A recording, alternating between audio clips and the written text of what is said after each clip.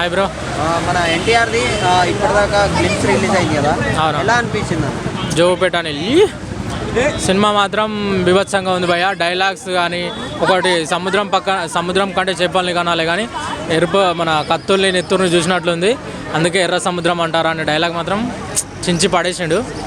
ఈ సినిమా మాత్రం పక్కా అన్ని ఇండస్ట్రీలను షేక్ చేస్తుంది, చించేస్తుంది పక్కా. అంటే కొరటాల శివది లాస్ట్ సినిమా వచ్చేసి ఆచార్య ఫ్లాప్ అయింది కదా, ఇప్పుడు ఇది రికార్డ్ బ్రేక్ చేస్తుంది. రికార్డులు కాదు భయ్య, రికార్డుల పేరు మీద ఎన్టీఆర్ పేరు ఉంటుంది పక్కా.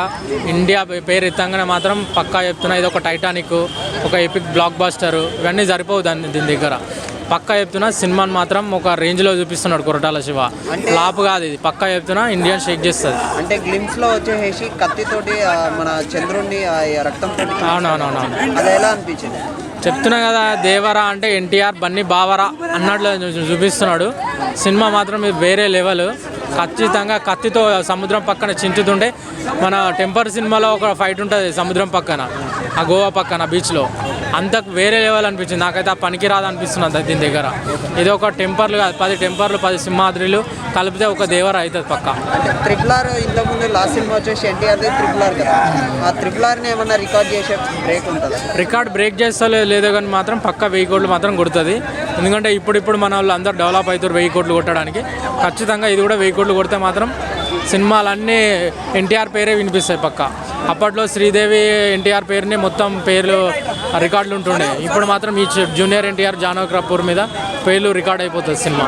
అంటే ఇది ఏమంటారు, మన మ్యూజిక్ ఎలా ఉంది? అనిరుద్ భయ్య, అక్కడ అనిరుద్ జైలర్ సినిమా చూసినావా, విక్రమ్ మూవీ చూసినావా, అవన్నిటిని ఎట్లా కొట్టిండు. ఇప్పటికీ అవి ట్రెండ్ సెట్ చేస్తున్నాయి సాంగ్స్.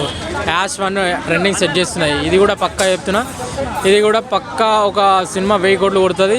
మ్యూజిక్లో తమ్మన్ కానీ డిఎస్పీ కానీ వీళ్ళందరూ అనిరుద్ దగ్గర వచ్చి నేర్చుకోవాలన్నట్లు అనిపిస్తుంది. అంటే ఇది గ్లిమ్సే కదా అన్న, గ్లిమ్సే ఈ రేంజ్లో ఉంటే. అవునవును, ఇక సినిమా ఏ రేంజ్లో ఉంటుందో అర్థం చేసుకో. పక్కా చెప్తున్నా, థియేటర్లు చినిగిపోతాయి పక్కా. అంటే ఫ్యాన్స్ అందరూ మన దీన్ని గ్లిమ్స్ని థియేటర్లో వేయలేదు అని చెప్పేసి ఫీల్ అవుతున్నారు. ఇక్కడ ఎన్టీఆర్ బ్రో జస్ట్ ఇన్స్టాగ్రామ్లో పోస్ట్ చేసినా చాలు, సినిమా మొత్తం ఇండియా మొత్తం. ఎందుకంటే RRR ఇండియన్ కాదు, అది యూనివర్సల్ మూవీ. అదేవిధంగా ఒక పోస్టర్ చాలు ఈ సినిమా ప్రమోషన్ చేయడానికి పక్కా. Thank you.